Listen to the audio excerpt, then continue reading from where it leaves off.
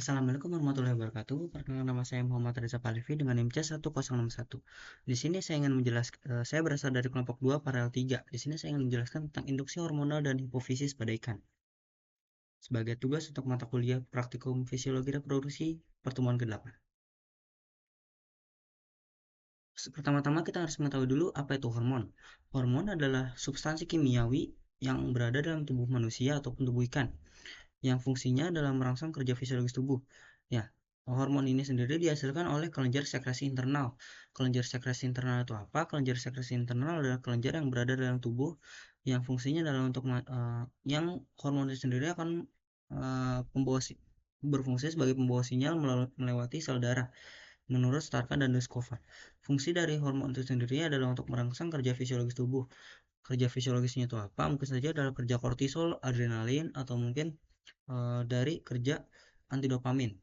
Menjaga aktivitas homeostasis, yaitu hormon itu juga berfungsi untuk melakukan osmoregulasi, yaitu mempertahankan kondisi tubuhnya, dan juga regulator kerja pada tubuh ikan. Nah, jenis-jenis hormon itu adalah hormon umum dan juga hormon lokal. Hormon umum adalah hormon yang dihasilkan di lokasi yang sangat berjauhan dengan respons kerja. Nah, karena hormon ini berlokasi berjauhan dengan respons kerja, maka hormon ini dia itu memerlukan waktu untuk melakukan transportasi dari satu titik ke titik yang lain. Dari hormon tersebut dibuat menuju hormon tersebut akan bekerja.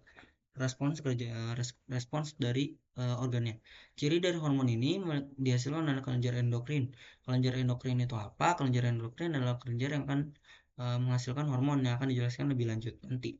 Mengalir di aliran darah. Hormon ini mengalir di aliran darah karena hormon ini harus berpindah terlebih dahulu dari tempat dia dihasilkan menuju tempat dia akan melakukan rangsangan. Nah, karena dia memerlukan waktu untuk perpindahan tersebut, maka hormon ini memiliki respon yang relatif lebih lama dibandingkan hormon lokal. Nah, contoh dari hormon ini adalah growth hormone yang berfungsi untuk melakukan regulasi dari pertumbuhan ikan, dan juga gonadotropin releasing hormone, yaitu hormon untuk melakukan reproduksi, dan juga seperti gonadotropin dan juga 17 beta estradiol yaitu E2. Nah, selanjutnya adalah hormon lokal. Hormon lokal adalah hormon yang dihasilkan di lokasi yang berdekatan dengan respons kerja. Hormon ini dihasilkan di jaringan-jaringan tertentu yang akan ciri langsung aja. Ciri hormon dihasilkan oleh jaringan-jaringan sekitar. Hormon ini dihasilkan oleh kelenjar jaringan yang ada di satu titik menuju titik yang lain, dari satu sel menuju sel yang lain. Nah, hormon ini bersifat autokrin dan juga atau bersifat parakrin. Ini bisa keduanya atau bisa salah satunya. Autokrin itu apa? Autokrin adalah suatu proses yang dimana dia akan mengeluarkan jaringan tersebut akan mengeluarkan hormon dan juga akan diterima kembali oleh kelenjar jaringan tersebut untuk dilakukan regulasi respons selanjutnya. Dan parakrin itu apa? Parakrin adalah suatu proses untuk dia akan memberikan hormon menuju sel-sel ataupun jaringan-jaringan yang ada di sekitarnya. Nah, contoh dari hormon lokal ini adalah prostaglandin, yaitu hormon yang untuk meregulasi peradangan pada tubuh ikan. Cytokinins adalah hormon untuk meregulasi sistem imun pada tubuh ikan. Nitric oxide adalah hormon untuk meregulasi kandungan nitrit yang ada dalam tubuh ikan. Dan juga leukotriene adalah hormon yang digunakan sebagai mediator inflamasi pada tubuh ikan ketika terjadi peradangan.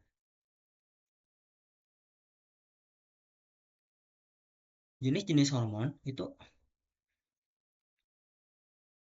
jenis-jenis hormon sudah dijelaskan sebelumnya. Lanjut. Nah, hormon yang biasa beredar di pasaran adalah hormon OODEF dan juga OVAPRIM untuk ikan, untuk reproduksi ikan. OODEF itu fungsinya adalah memiliki kandungan PMSG dan juga antidopamin yang berfungsi untuk mempercepat pematangan telur. Nah, karena hormon ini berfungsi untuk mempercepat pematangan telur, maka hormon ini lebih baik untuk diberikan di fase-fase awal pematangan, atau mungkin melakukan pada saat rematurasi, yaitu fase setelah ikan tersebut melakukan maturasi, mengeluarkan ovulasi atau sel telur atau sel spermanya. Dan juga selanjutnya adalah ovaprim, yaitu memiliki kandungan GnRH analog dan juga domperidon yang berfungsi untuk mempercepat ovulasi dan juga untuk dilakukan proses pematangan akhir. Dan oleh karena itu ovaprim diberikan pada fase-fase akhir pada tubuh pada induk ikan untuk mempercepat proses ovulasi dan juga proses pengeluaran sel telur ataupun sel spermanya. Menurut Kim et al. 2020. Oke, selanjutnya kita harus mengetahui terlebih dahulu salah satu cara kerja hormon fitologenesis yang ada dalam tubuh ikan. Nah, hormon itu dimulai dari otak yang menerima mata yang menerima rangsangan dari lingkungan yang akan ditransfer ke otak, dan juga otak tersebut akan mengeluarkan hormon gonadotropin releasing hormon yang akan diberikan kepada pituitari. Pituitari akan mengeluarkan hormon gonadotropin yaitu FSH yang akan diterima oleh ovarium.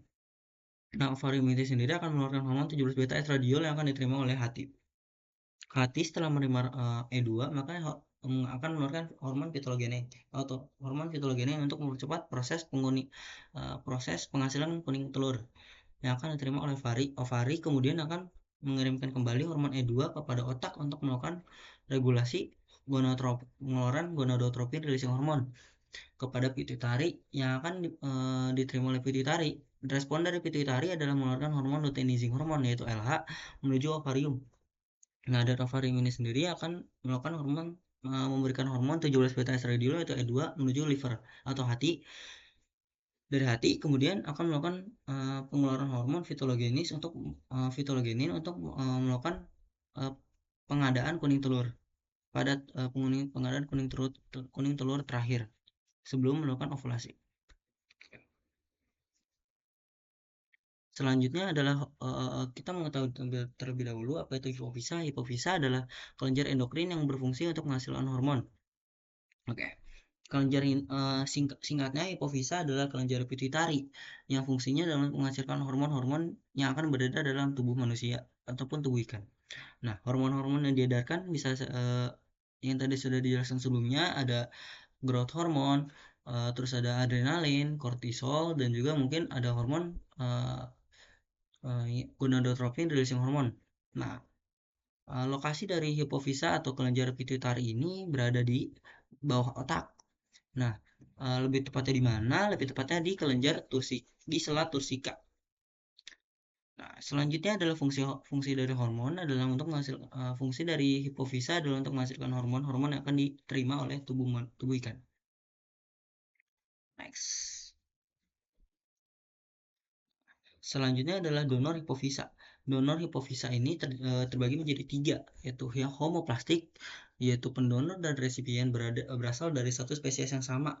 Nah, karena pendonor dan resipien berasal dari satu spesies yang sama, dia memiliki kelebihan yaitu tingkat kecocokan yang sangat tinggi dan juga memiliki kekurangan tidak bisa dilakukan di spesies yang langka. Karena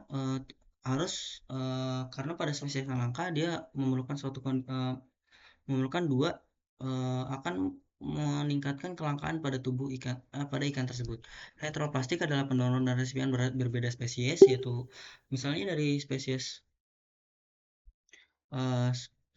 misalnya dari spesies ikan mas yang akan didonorkan kepada spesies ikan lele. Nah, kelebihannya mudah dilakukan di spesies langka dan juga memiliki kekurangan tidak bisa dilakukan di semua spesies. Selanjutnya adalah donor universal, yaitu pendonor dapat memberikan ke berbagai spesies, yaitu memiliki kelebihannya itu fleksibel karena pendonor bisa memberikan ke berbagai spesies yang akan diterima. Kekurangannya pendonor itu sendiri harus memiliki kecocokan terlebih dahulu untuk hipofisa yang akan diberikan oleh pendonor universal.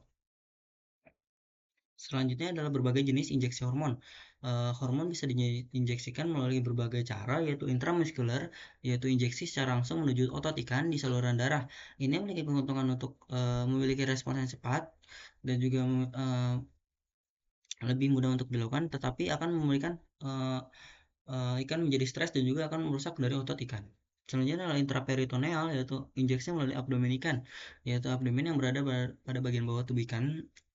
Ini memiliki keuntungan karena dia itu lebih aman untuk dilakukan, tetapi dapat merusak organ-organ pada tubuh ikan. Nah, intrakranial ini adalah injeksi langsung menuju ke bagian pituitari. Nah, injeksi ini sangat cepat untuk menghasilkan respons karena langsung diberikan hormon tersebut ke bagian pituitari pada tubuh ikan yang merangsang pertumbuhan gonadotropin releasing hormon.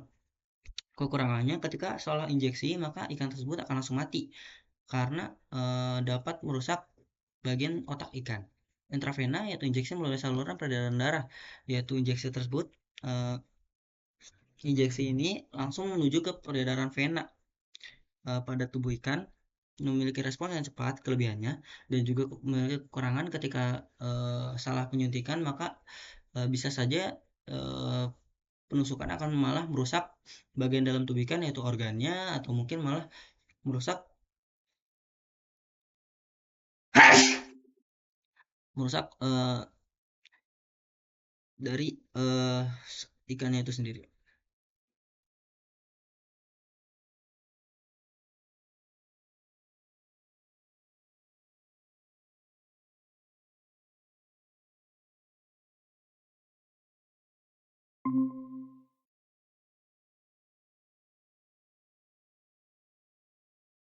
Nah, dosis ovaprim pada tubuh ikan lele, ikan mas dan juga ikan patin berbeda.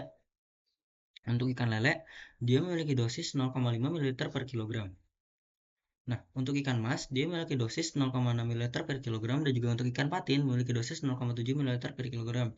Nah, dari dosis tersebut, ovaprimnya itu harus dilakukan pengenceran terlebih dahulu. Pengencerannya menggunakan perbandingan antara ovaprim dan juga larutan fisiologis yang digunakan untuk mengencerkan ikan uh, memiliki perbandingan 1:3, yang dimana untuk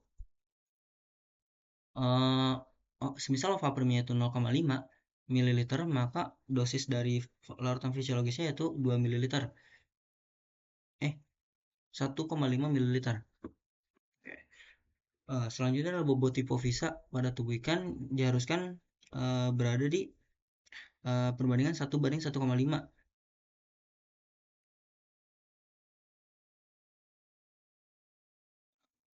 Semisal dari tubuh ikan itu memiliki bobot 5 kilo, maka bobot mendonor dari 5 kilo, maka bobot resipien itu harus berada di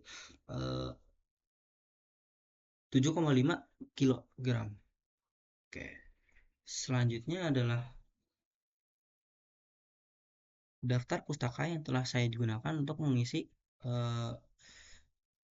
PPT ini. Mungkin itu saja dapat saya sampaikan, kurang lebihnya mohon maaf. Terima kasih sudah menyaksikan. Bye bye.